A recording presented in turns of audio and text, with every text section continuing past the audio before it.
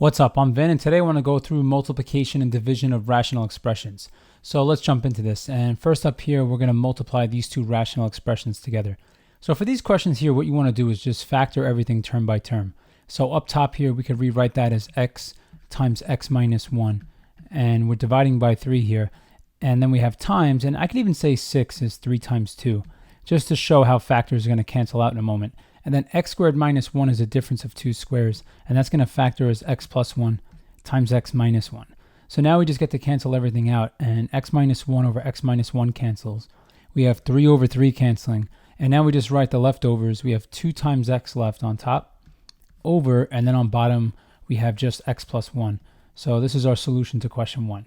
So we're going through another example here, and this time we have x squared minus 16, so we're going to factor that. That's going to be x plus 4 times x minus 4. That's a difference of two squares.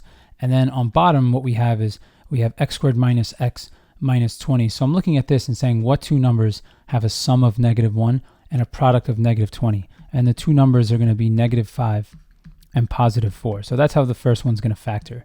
Times, and then we have x plus 4 over x minus 4. So the second fraction here is already factored.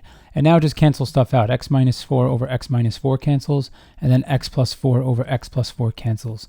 And the only binomials that are left, we have x plus 4 left on top, and we've got x minus 5 left on bottom. So this is our solution to 2. For question 3, the top is already factored for a, and then what we have on bottom, that's going to factor to a plus 5 times a minus 5. And now we have times, we need two numbers that have a product of -15 and a sum of 2. So those two numbers, if we think about it, we're going to have a plus 5 times a minus 3. If we distribute that out, it's going to match what we have on top here. And then we have a minus 3 on bottom. So now we get to start canceling stuff. A minus 3 cancels, a plus 5 cancels, and we're left with, in simplest form, a over a minus 5. So that's our solution to 3. Question 4, we're simplifying again, and the first fraction, a plus 8 over 7a squared, is already simplified. I mean, if I want, I could rewrite a squared as a times a, and then what we have next, we're going to factor out a GCF on the second term here, and what we have is we're going to take out a 3a, and then if we divide the first term by 3a, we're left with a minus 24a over 3a is 8. And then on bottom, a squared minus 64 is the difference of two squares, and that'll factor as a plus 8 times a minus 8. And notice a minus 8 over a minus 8 cancels, a plus 8 over a plus 8 cancels, and then one factor of a is going to cancel out as well. So now we just have to think what is left on top. We're just left with a 3, and on bottom we're left with 7a. So this is our solution in simplest form. Question 5, we're simplifying this product, and first up we have a difference of two squares. So we have a plus 3 times a minus 3, and then underneath it we have greatest common factor. So we're going to factor out the greatest common factor, a, and then if we divide each term by a, we're left with a minus 3 on the inside. And then on top here in this section, we have a greatest common factor of a, and if you divide each of those terms by a, you're going to have a plus 1 left, over, and then we have a plus 3. So now we just cancel out the common factors, and a plus 3 over a plus 3 will cancel, a minus 3 over a minus 3 will cancel, and then a over a will also cancel. So all we're going to be left with here is a plus 1. So that's our solution to 5. So next up, we're going to simplify this product here, and we have y plus 1 times, and we have y over, and if we factor the bottom, we just have to be a little bit careful. This one's going to factor as 1 plus y times 1 minus y. Okay, the order in which we write the square root of each term here does matter, and since the 1 is written first, the 1 is going to go first in these factors. And now notice y plus 1 over 1 plus y are going to cancel because these are the same factor, because addition is commutative. And now we can just rewrite this at the end as y over 1 minus y. And that's our answer to 6. So this is our last product here, and what we have is we're going to factor a to the 4th minus b to the 4th. That's a difference of two squares, and that's going to be a squared minus b squared times a squared plus b squared. And what we're going to do is we're going to factor a squared minus b squared as a plus b, a minus b, and then we're going to write a squared plus b squared next to it. There's no nice way to factor a sum of two squares, but difference of two squares we could factor very nicely. And what we have on bottom here, we have to think, what are the two factors here? And what this is looking like right now, this is looking like a minus b times a minus b. And the idea is a times a is a squared, minus b times minus b is plus b squared. But if you multiply the outside and inside, you have a minus ab, giving you that matching middle term. And now we're multiplying by a minus b over, and if we factor out a greatest common factor, we have a times a plus b. And now just cancel stuff out. A plus b over a plus b cancels. A minus b over a minus b cancels. And then a minus b over a minus b cancels, leaving us with a squared plus b squared over a, and that's our solution to question 7. So now we're moving on to division here, and just know that when you do the division, you're going to use the mnemonic keep, change, flip. That anytime you want to divide two fractions, you keep the first fraction the same, you change the operation to multiplication, and you flip the second fraction. So now we could factor y to the fourth minus 1, that's a difference of two squares, and that's going to factor as y squared plus 1 times y squared minus 1 over, and then we have 2y, but we have to change this operation to multiplication, and then we're going to flip the second fraction. So we're going to write it as y squared over y to the third plus y, which factors as y times y squared plus 1 like this. And notice y squared plus 1 over y squared plus 1 cancels. And then here, y squared we could write as y times y. So I'm just going to get rid of this here and just call this y times y, so we could see that the y factor cancels out. And we also have a factor of y that's going to cancel here. So then all we're left with here is y squared minus 1 over 2.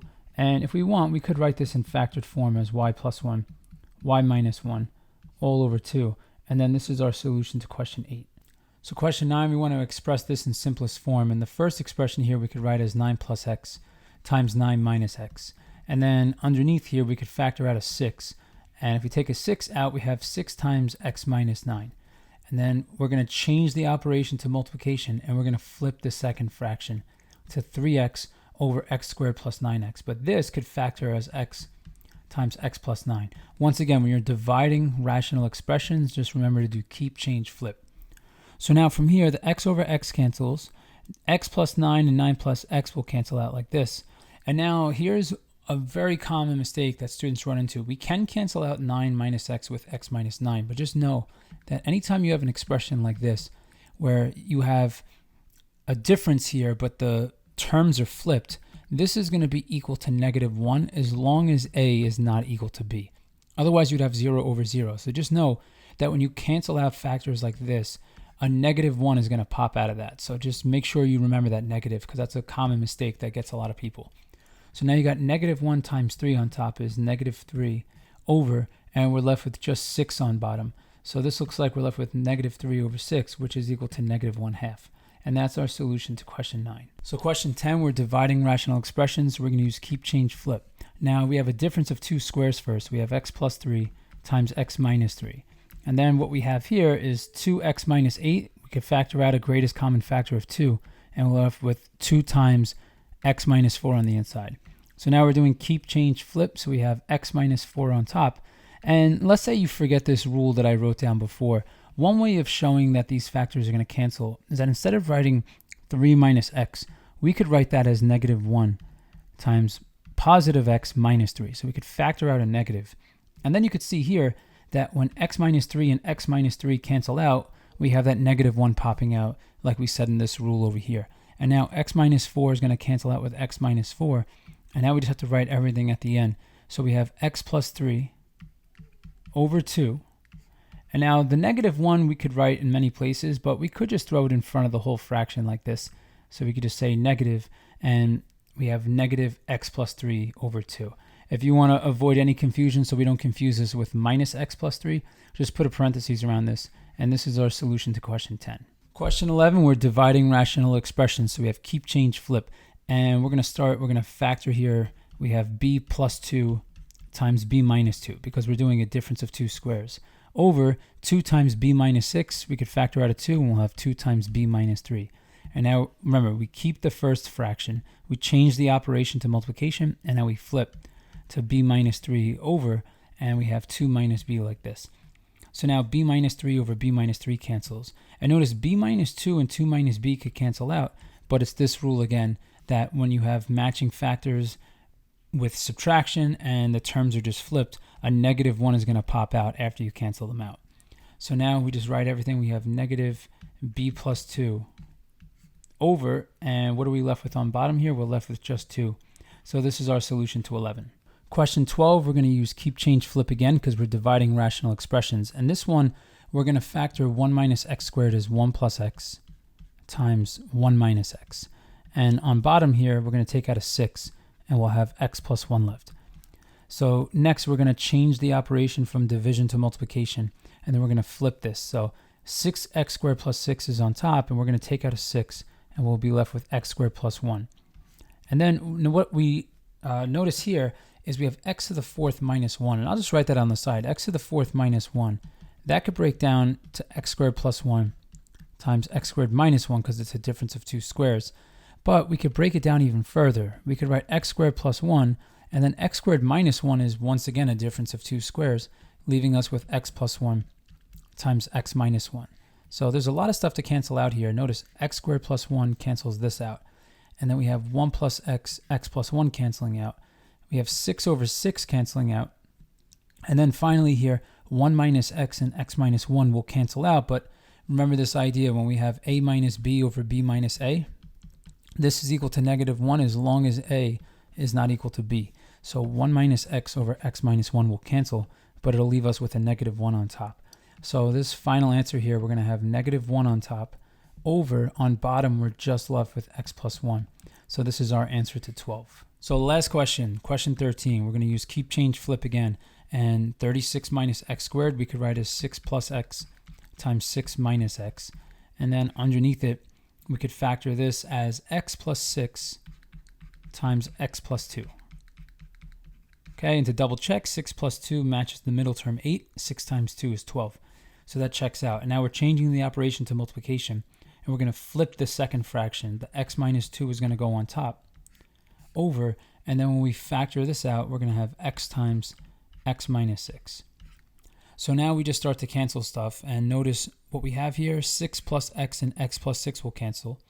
6 minus x and x minus 6 will cancel, but they're going to leave behind a negative 1. And if we look, this is all that can cancel out. Now we're just going to write this out. We have negative x minus 2 because we have negative 1 times x minus 2. We'll just put the minus on the outside. Over, we have x times x plus 2. So this is our final answer to question 13.